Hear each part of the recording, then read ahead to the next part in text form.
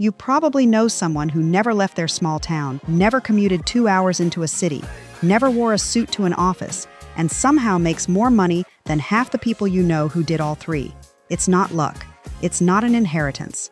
It's usually one specific kind of business, the kind that only works because almost nobody else wants to live where they live. Here's the part that surprises people. In a lot of small towns, there's less competition, lower overhead, and a customer base with nowhere else to go. That combination is quietly making some small-town business owners more money than their friends who moved to the city for a corporate job, without the traffic, the rent, or the boss. I pulled real revenue numbers, real profit margins, and real market data on 15 of these businesses. None of them require you to live somewhere glamorous. A few of them barely require you to compete with anyone at all. Stick around for the last one. It's the newest business on this list. It's being funded by the government right now to expand into small towns specifically, and almost nobody outside the telecom industry has noticed it yet. Let's get into it. Number 1, mobile home park ownership. A modest 75-lot park with 60 occupied lots, charging $350 a month in rent, can generate around $150,000 a year in net income, after expenses. Residents don't leave the way renters do in a city. Moving a manufactured home costs thousands of dollars, so most residents stay for years, which means your income barely moves even in a downturn. In small towns, these parks trade at higher returns than almost anywhere else because fewer investors are even looking there. Number 2, self-storage. The self-storage industry is projected to be worth over $70 billion this year, and profitability in a small facility typically kicks in once you hit 50 to 70% occupancy. In a small town, land is cheap, competition is thin, and once people fill a unit, they tend to forget about it and keep paying for years. It's about as close to a low-maintenance income machine as real estate gets. Number 3, rural veterinary practice. Every small town with farms or ranches needs a vet, and there usually isn't a second one nearby to compete with. A full-time veterinarian typically brings in $300,000 to $600,000 a year in revenue, and while rural margins run a bit lower than city practices, that's offset by having essentially no competition and a client base that has nowhere else to take their animals.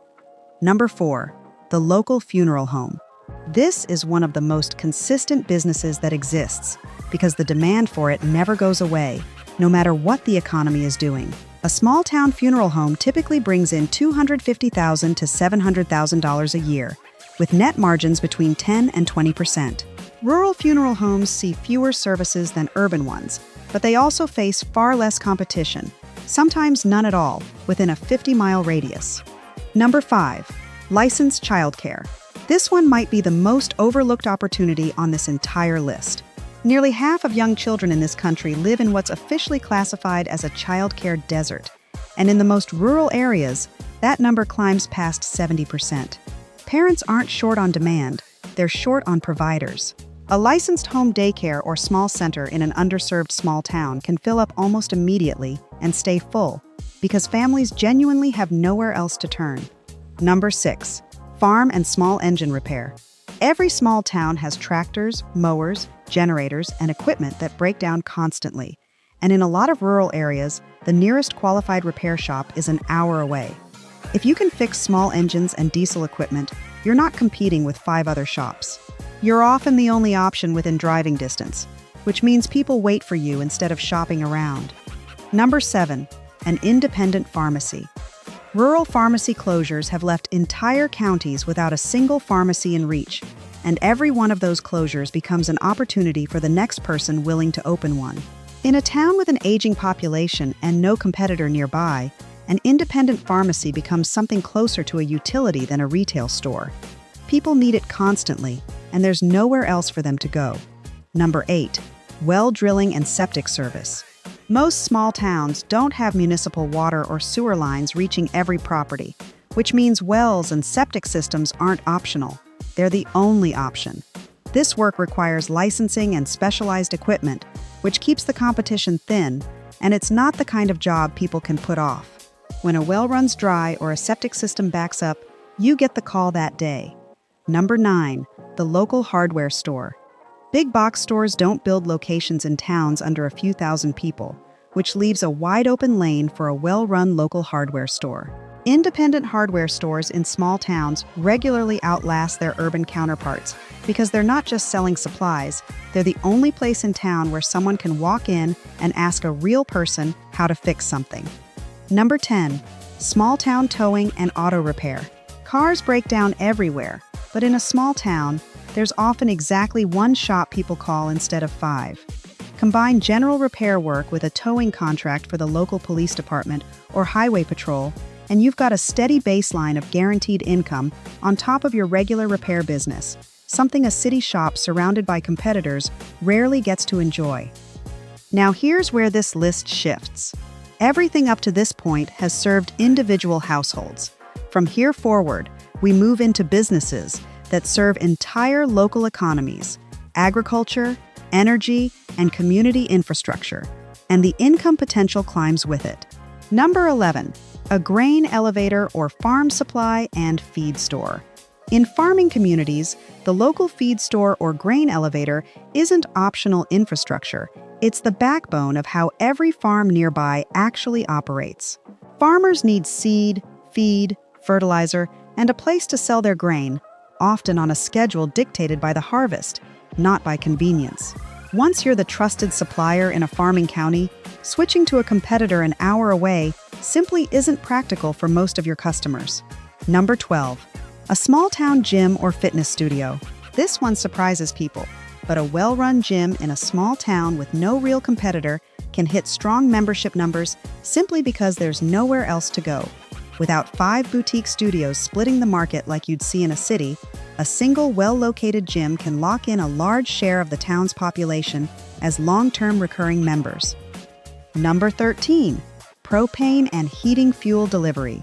Millions of rural households outside city gas lines rely entirely on delivered propane or heating oil to stay warm.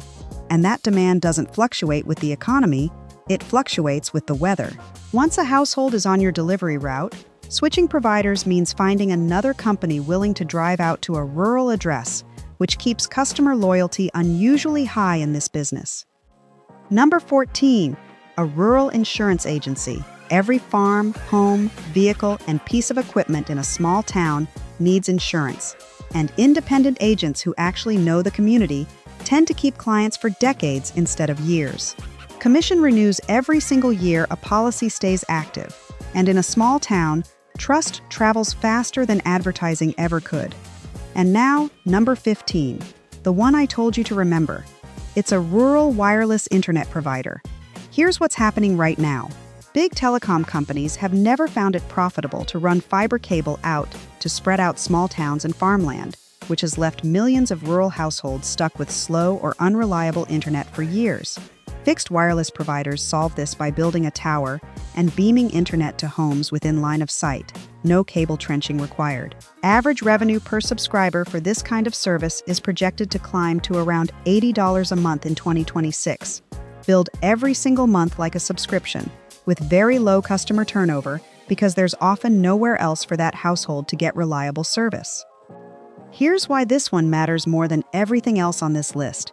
There are federal and state grant programs right now specifically funding rural broadband expansion, and in some cases, they cover up to 80% of a provider's initial build-out cost.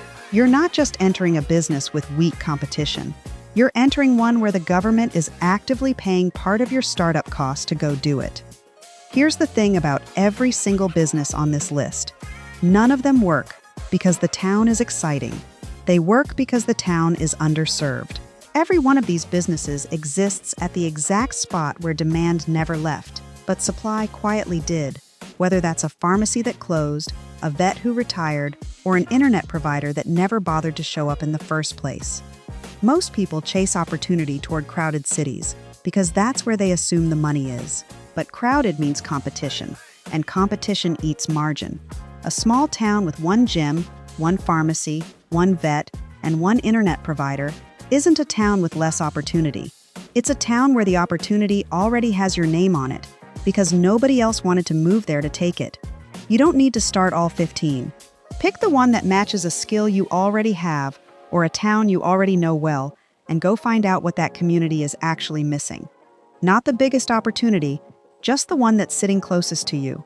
If one of these 15 surprised you, drop a comment and tell me which one. If you know someone from a small town who's always talking about moving away for a better opportunity, send them this video. They might already be standing on top of one. And if you made it all the way to the end, hit like, subscribe, and I'll see you in the next one.